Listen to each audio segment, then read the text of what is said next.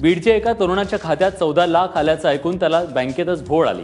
शेख अर्शद असे या व्यक्तीचे नाव आहे। अर्शद पैसे काढण्यासाठी एसबीआयच्या बँकेत गेला असता त्यानं खात्यातल्या पैशांची विचारणा केली आणि पासबुकवर एंट्री करून मागितली। त्यावेळी त्याच्या खात्यात चक्क 14 लाख रुपये जमा झाले आणि काढल्याचंही माहिती पडलं। ते पाहून अर्शदच्या अचानक छाती दुखू लागल्यानं त्याला थेट रुग्णालयात दाखल करण्यात आलं।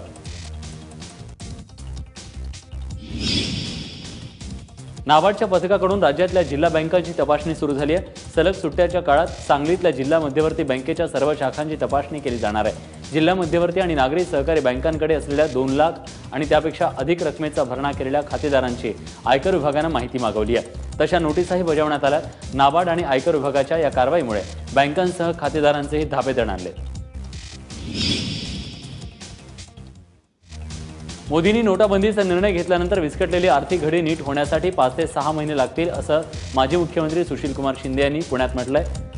मंगेश तेंडुलकर यांच्या व्यंगचित्रांच्या प्रदर्शनाचं उद्घाटन आज पुण्यात माजी केंद्रीय मंत्री सुशीलकुमार शिंदे यांच्या हस्ते झालं, त्यावेळी ते बोलत होते।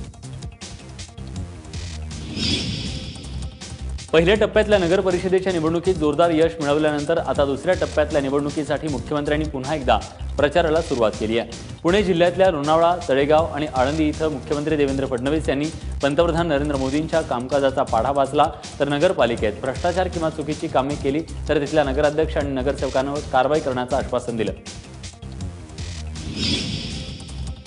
केंद्र आणि राज्याप्रमाणेच नगर परिषदांमध्ये देखील सत्ता परिवर्तन करा असं आवाहन भाजप प्रदेशाध्यक्ष रावसाहेब दानवे यांनी केलंय। गडचिरोलीत झालेल्या प्रचार सभेत ते बोलत होते।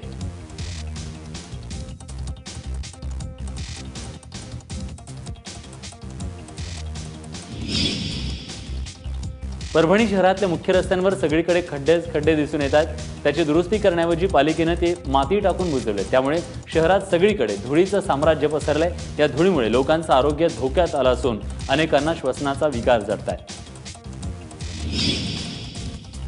अहमदनगरमधल्या कडेगाव MIDCतल्या एक 3 वर्षीय बालिका जखमी अवस्थेत आढळून आली आहे। या बालिकेवर लैंगिक अत्याचार झाल्याची शक्यता वर्तवण्यात येते। या प्रकरणी पोलिसांना माहिती मिळताच या बालिकेला जिल्हा रुग्णालयात दाखल करण्यात आलं आहे।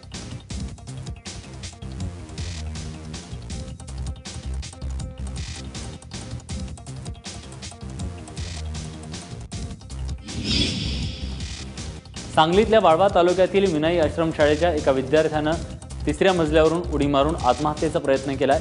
विनायक थोरात असं विद्यार्थ्याचं नाव असून आश्रमशाळेतल्या एका विद्यार्थ्याबरोबर झालेल्या किरकोळ भांडणातून विनायकनं हे टोकाचं पाऊल उचलल्याची माहिती समोर येते आहे।